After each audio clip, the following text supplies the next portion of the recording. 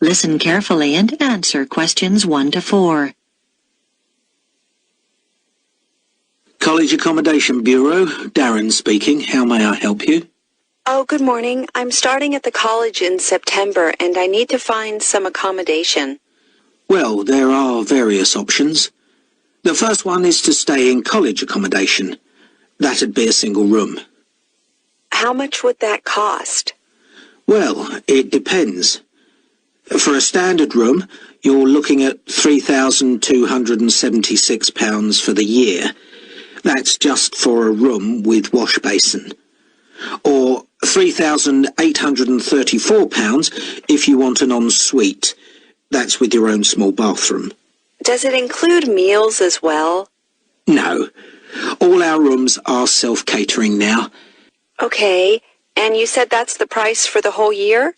Well, you pay annually, but actually it's for 36 weeks. It doesn't include holidays. You have to vacate the room then. Oh, Well, there is another option. Several families who either work at the college or have children studying here offer visiting students a room in their homes. We call this arrangement Home Welcome. You pay £150 per week, and that includes breakfast, a packed lunch and dinner, as well as heating. is there a contract? Do you have to stay for the whole year? No, it's flexible. Now listen and answer questions 5 to 10.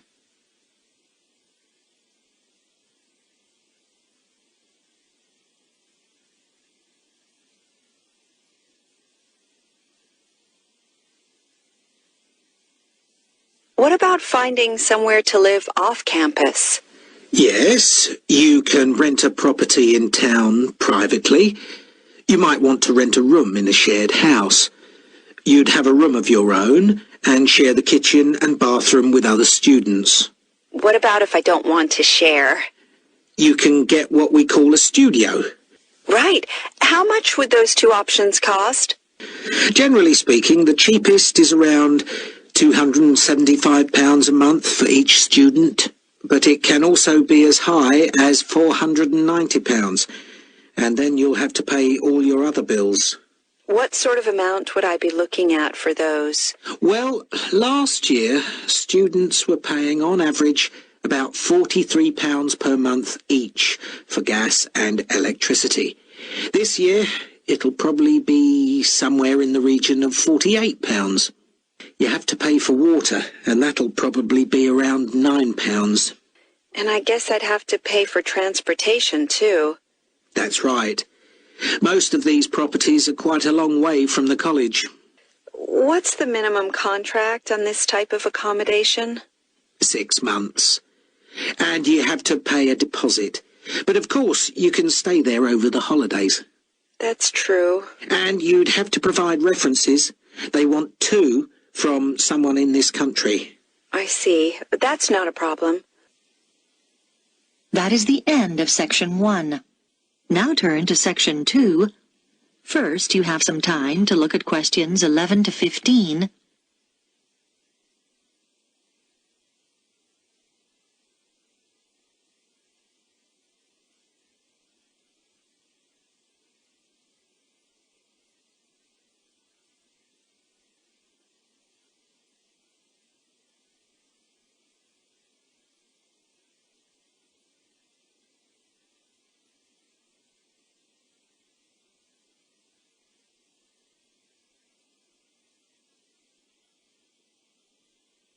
Welcome to the Global Museum, located at the heart of this truly multicultural city, which is home to more than 60 different nationalities.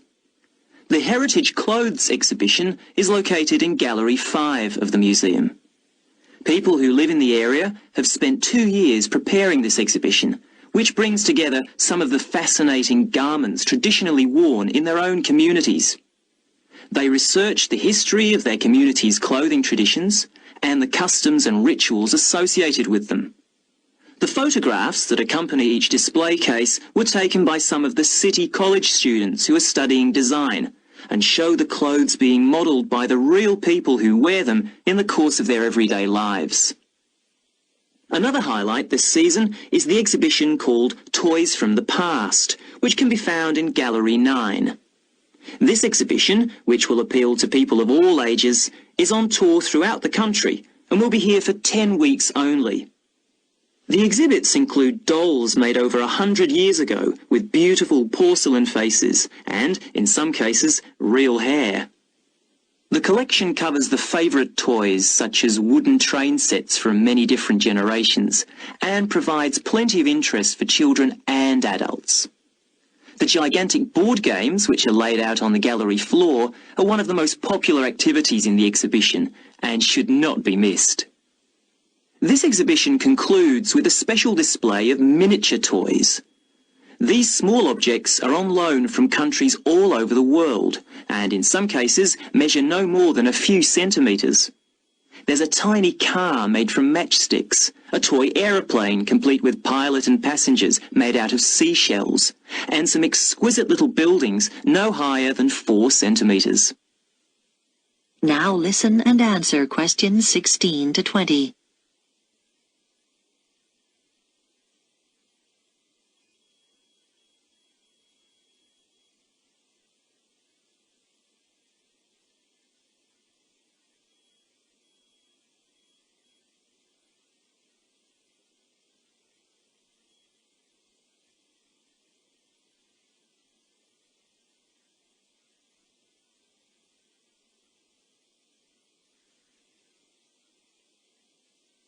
The final gallery highlight of the season is the Biscuit Gallery at number 15.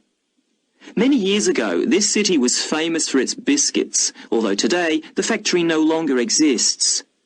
Did you know, for example, that before biscuits were packed in paper or cardboard boxes, biscuit tins were fashion items? The factory made tins, round, square, triangular, hexagonal, for a whole range of different occasions, to celebrate national events, festivals, famous faces and so on. One fascinating display deals with people's favourite biscuits. There are sweet biscuits and savoury ones, biscuits filled with jam and biscuits filled with currants, biscuits with pink, yellow and white sugar icing, or coloured sugar flowers. When the factory finally closed, it announced that people's favourite biscuit was not, as you might expect, a chocolate biscuit or one filled with jam and cream, but a plain, savoury one which was eaten with cheese. When you get to the end of the exhibition, there's an entertaining hands-on activity to fill your own biscuit tin.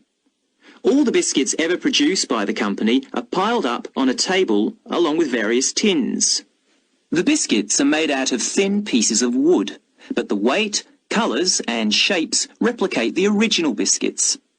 Your job is to fill a tin with biscuits so that when the lid is taken off, they sit there as neatly as they did when the job was done by machine. It's not as easy as it looks. If you would like to buy a memento of your visit, there is a museum gift shop selling postcards, souvenirs and handmade pottery next to the information desk on the ground floor. And finally, if you don't want to carry your coats and bags around with you during your visit, please make use of the free lockers provided by the museum. That is the end of Section 2. Now turn to Section 3. First, you have some time to look at questions 21 to 24.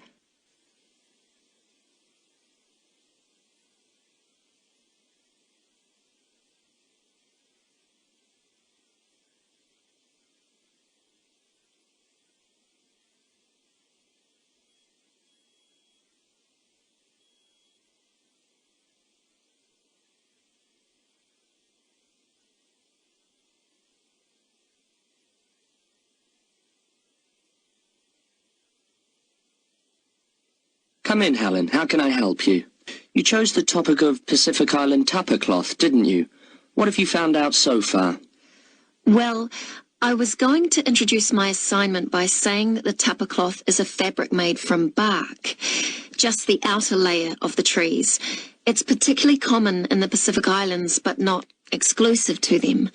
In fact, many other peoples around the world have made high-quality cloth from bark. But what sets Pacific tapa apart is the incredible variety of roles it's played in this region.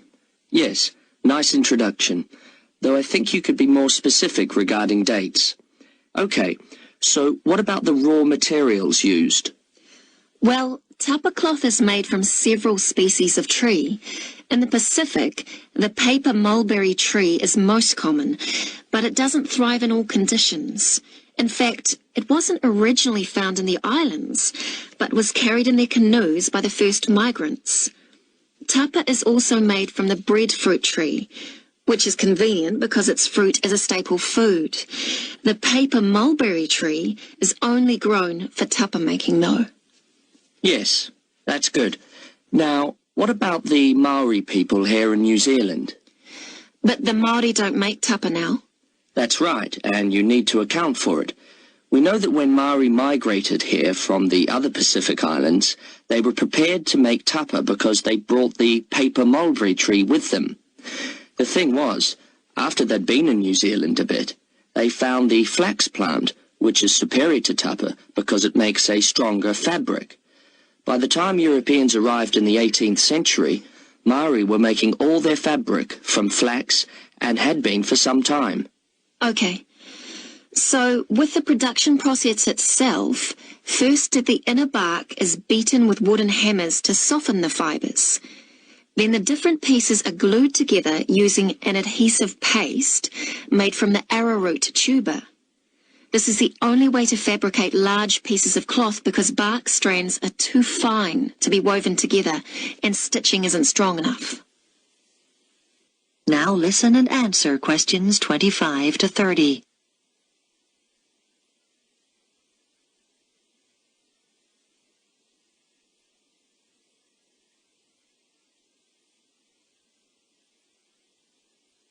So now you need details about different countries. Where would you start? I think Samoa is the obvious place. It's famous for its very fine cloth called siapo, which is hand-painted with representations of the ancestors. Still today, at the most profound events in life, such as births, funerals, weddings, and the investiture of chiefs, Samoans wear siapo robes to add significance and meaning to the ceremony. Okay, then I could talk about Tonga. It seems to me that the great innovation in Tonga has been developing a simple, coarse cloth which is quick and easy to make. This is suitable for all sorts of everyday functions around the house like bed covers, mosquito nets and curtains. Good point. Now, what about Cook Islands tapa? Well, the soil there is poor quality, so the breadfruit tree is often used. One type of thick cloth called tikoru was wrapped around the poles and used to mark the entrances to places of worship, so it was highly regarded in local culture. You might mention Fiji as well, which is interesting because tapa was actually used as a currency there. Fijians used to sail between the islands and exchange tapa for other commodities like canoes or pigs. I know that in Tahiti the tapa cloth is different because the patterns are in colour, which is considered more valuable than the usual brown patterns. You're right about the Tahitians using coloured pigments, but they aren't more valuable. The colours are only a decoration. People enjoy wearing bright robes, especially for dancing and competitive games, and do it just for fun. Oh, I'll make a note of that. Well, the last place I was going to mention was Tikopia. Even today it's commonplace to see people wearing clothes made of tapa cloth. In many of the other islands, the tapa only comes out on special occasions. But here, you see people working in the gardens wearing tapa. That is the end of section 3. Now turn to section 4. First, you have some time to look at questions 31 to 40.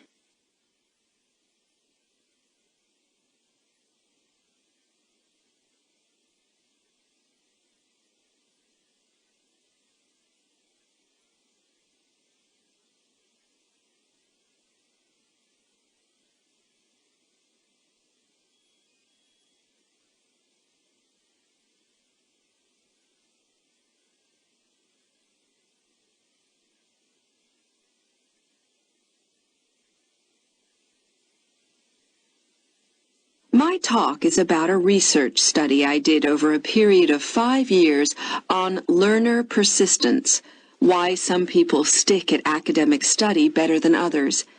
As teachers, you will know that there is a tremendous variation in the learner's response to certain things. For example, a short period of illness might completely destabilize some students and cause them to give up their degree studies. Other learners might overcome tremendous difficulties to stay the course. I am particularly interested in this second group, who are the ones with learner persistence. What I decided to do was design a research study using a sample of my university's third-year undergraduate students, 295 in all, who obviously had already stayed the course pretty well.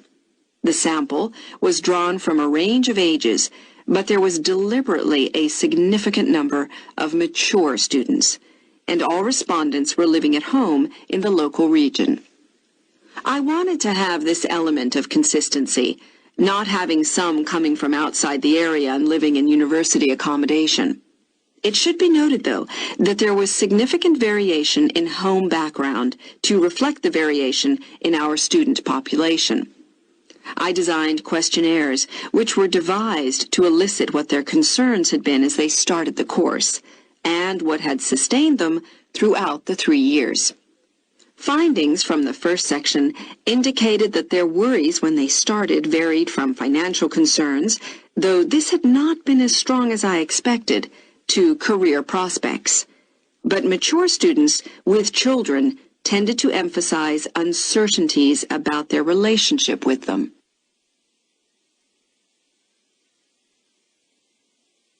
The second section of my questionnaire looked at learner persistence under 3 main headings: social and environmental factors, other factors, and intrinsic or personal characteristics.